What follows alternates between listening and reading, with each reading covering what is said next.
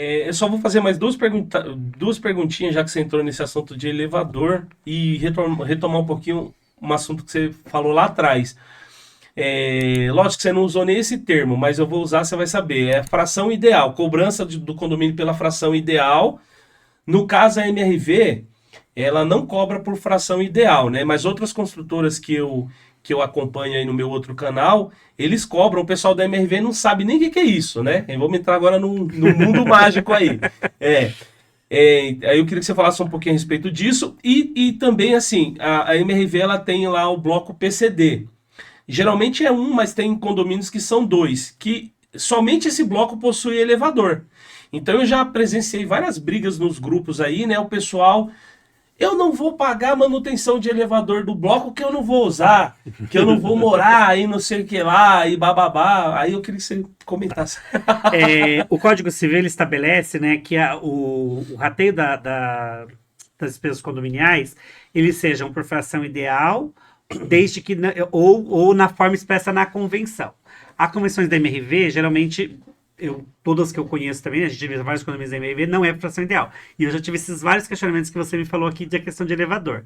Então, quando você não tem a questão de fração ideal, por quê? Quando você tem questão de fração ideal, a despesa vai ser rateada de acordo com a sua fração. Então, eu tenho um pouquinho maior, eu vou pagar mais. Vamos só eu tenho um explicar o pouquinho que é a menor. fração ideal para o pessoal. Legal. A fração ideal, na verdade, é a sua participação no solo do empreendimento. Então, o condomínio, ele tem o solo ali e você tem uma fração daquele terreno. 0, alguma coisa daquele terreno lhe pertence. Então, isso é uma fração ideal.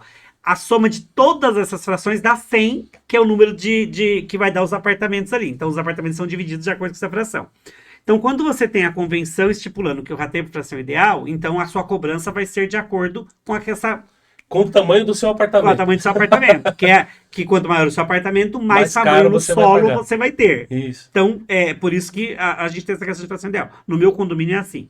E quando você vai morar num condomínio, você anui a convenção condominial, que é elaborada pela construtora. Quem elabora a convenção condominial é a construtora. É um documento que a lei de condomínios obriga, né? Que a lei de incorporações obriga que no momento dela instituir o condomínio, ela vai lá e entrega essa convenção. Uhum. Então não há participação do síndico, do administrador dos condôminos. Não, é aquilo que a construtora depositou. Dá para alterar? Dá. Você vai reunir 2/3 dos condôminos. Eu já tentei umas 3 vezes em condomínios alterar a convenção, a gente não consegue atingir o quórum, porque é muito difícil você ter 2/3 dos adimplentes votando para alterar a convenção. Só se deixar aberto por 2 meses. E mesmo assim, a gente já tentou, mesmo na Assembleia Aberta, não conseguiu. Então, quando você vai morar num condomínio que o rateio não é por fração ideal de forma igualitária, e você tem o rateio, por exemplo, do elevador, você vai pagar.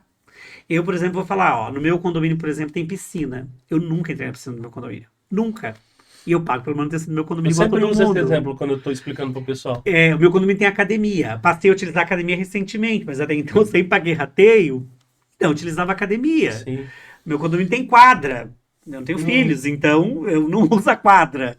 Eu pago o rateio igual todo mundo. Então, assim, não é porque eu não utilizo que eu não vou pagar. Sim. Você vai pagar. E se a gente for pensar, por exemplo, numa questão de vida em sociedade e tudo, as pessoas PCD, elas já estão numa condição de inferioridade a nós, né? Porque elas já não têm a locomoção Sim. 100%, que a gente consiga andar e tudo. Então, por que a gente não pensa um pouquinho, e se fosse minha mãe, se fosse minha avó, se fosse um parente meu?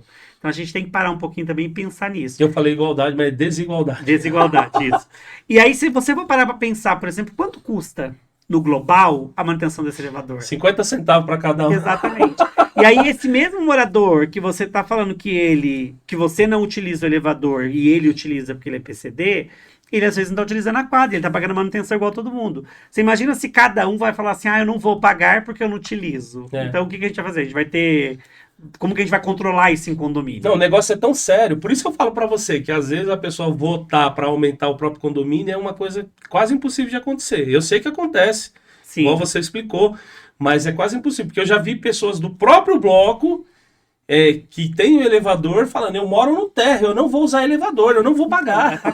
Vai pagar. Quando você mora em condomínio, infelizmente você vai pagar. Mesmo você utilizando ou não, você vai pagar. Então, quando você escolheu morar no condomínio, você sabia o que tinha nele. Ah, não, olha, eu não sabia, ele foi construído tal item depois. Beleza, aí você pode até argumentar, mas não vai mudar nada, você vai ter que mover uma ação judicial.